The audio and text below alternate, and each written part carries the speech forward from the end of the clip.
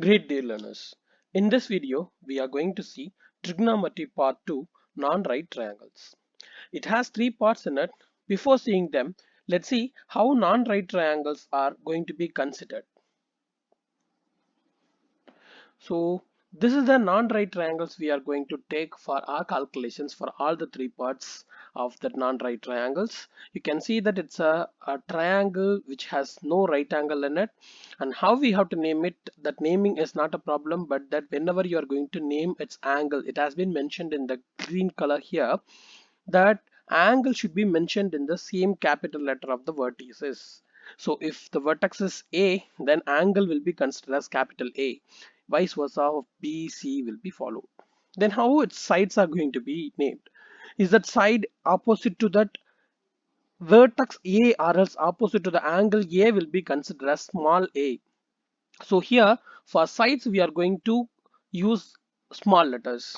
So the side which is opposite to that capital letter A angle or else capital letter A vertex will be considered as small a, and respectively the side small b is going to be opposite to the vertex capital B, and side C is going to be opposite to the vertex capital C. Then we will see now next sine rule.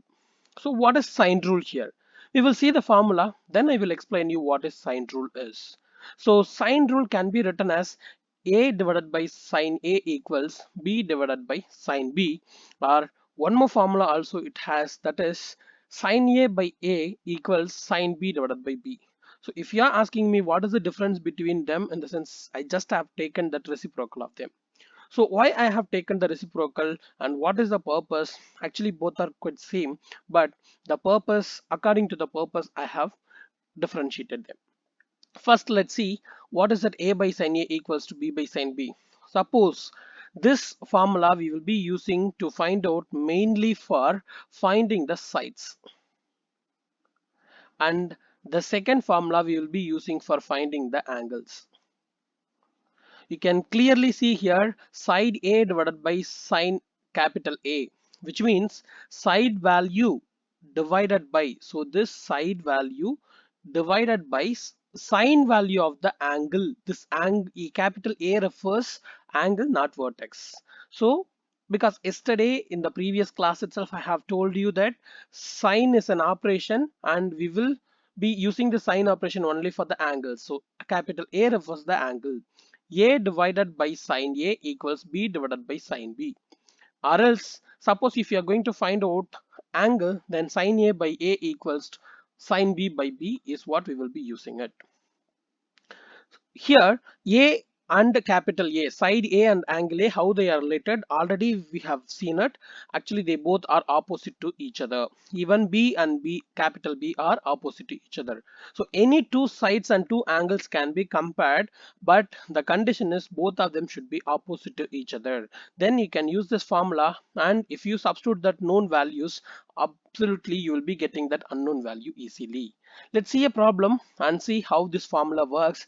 Just you have to keep this formula in your mind. The sine rule is a by sine a equals to b by sine b, and a side a and angle a always opposite to each other. So if you are having two pairs of sides and two pairs of angles, they both are opposite to each other, then you can very well use sine rule. Let's see a problem and see how it works. It is very easy to solve the problems by using the sine rule, and let's see how we are going to solve this problem. So in this problem they are asking us to find out the side BC by using the sine rule. So the side BC is what we have to find it, so that we can keep that as x. So let's see whether the sine rule is applicable or not. So you can see here 30° and then side x both are opposite to each other, and 24 centimeter and 100° both of them are opposite to each other. So two sides and two sides also opposite to the two angles, so that we can use sine rule very well. So what is the rule we are going to use it? Either the first rule or the second rule. I said already there is no difference, just reciprocal of them, but it will reduce our work a bit. So here, since we have to find out the side, we can use this formula: a divided by sine a equals b divided by sine b. but mostly after some time you will be forgetting this formula. You will be using it directly when you understood this. So here side, what we have to find, that's what we have to start with. So the side x, we have to find it. If you are using that, we will be getting x divided by sine value of the opposite angle. What is the opposite angle? It's 30. So I have to write here sine 30 equals, so that another side should be in that another opposite side's numerator.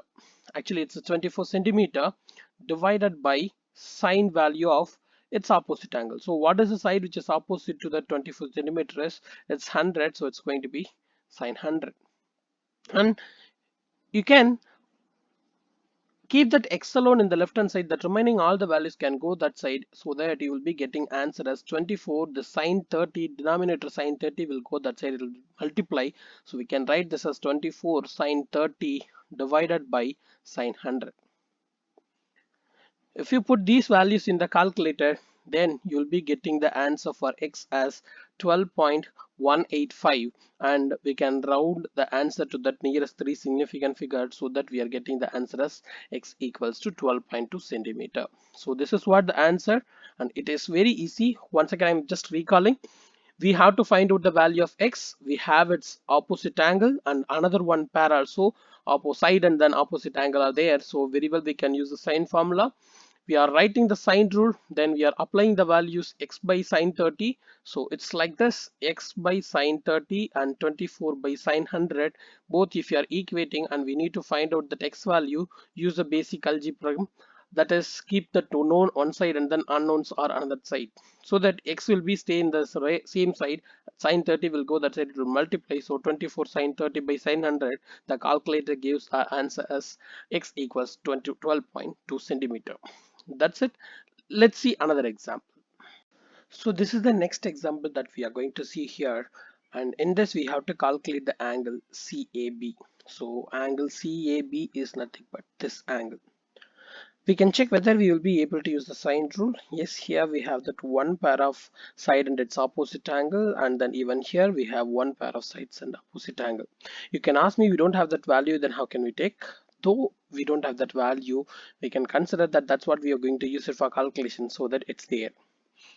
Since we have to find out that angle value in the sine rule, we know that what is the formula that we have to write, that is sine A divided by A equals sine B divided by B. So here sine angle value by side equals to, so they both are opposite each other, that we know. If you are going to substitute the values, so first we can go ahead with that unknown. Since we don't know this value, we can take that as x. So sine x